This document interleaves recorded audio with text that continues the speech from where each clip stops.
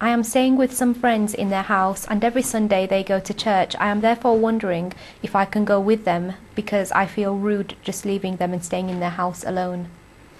It's again another important question. It's quite complicated question. Maybe I will be unable to answer this question, but only I can just touch upon the maybe few elements which will be shaping the question in the future. Anyway, the first thing, obviously, we Muslims are prohibited to show offensive behavior. Okay, so sometimes, but unfortunately, as you know, again, the latest scholars, they created this ugly Islam, and they're responsible for that in Yawm al-Qiyamah. For example, if someone disagrees with you in one issue, small issue, for example, the length of your mustache, is it 4 fingers or is it 2 fingers, you know?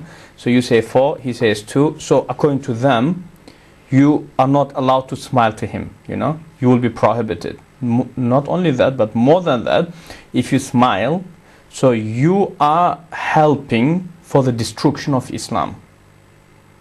So just a bit strange. So is 4 finger Islam or is it 2 finger? Which one of them two is Islam, you know?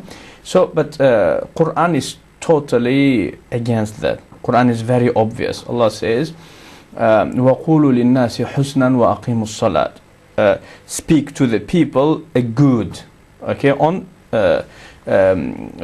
good way. Okay, so all of them fatwa are just nonsense. Does not have any basis in Islam, but it is just opinion of some people.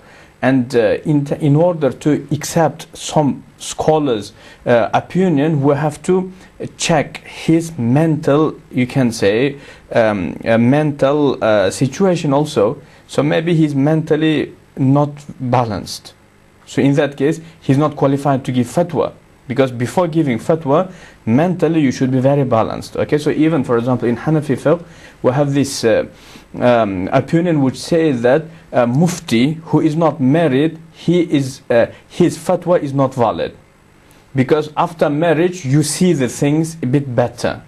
Okay, more than that, we say Imam Muhammad made a statement, one of the students of Abu Hanifa, saying the mufti that does not go to the market to check what is going on in here, his opinion, his judgment about transaction buying and selling is not valid because he's not aware of. Okay, so that's why in terms of giving fatwa in these type of issues, we need a person who is engaged, you can say, with the members of different you can say religions. But the person, for example, Muslim scholar who is all the time with himself in Darul Uloom, so he never goes out, so most likely his opinion should not be valid according to Hanafi principles. Okay, so that is from one side. And from the other side also, we do not, for example, worship anyone beside God also. Okay, so let's suppose that those group of people are worshipping the idol, so they have to go once a month, okay, to some certain place where they will be worshipping this idol, okay, sculpture, whatever. So we do not do that.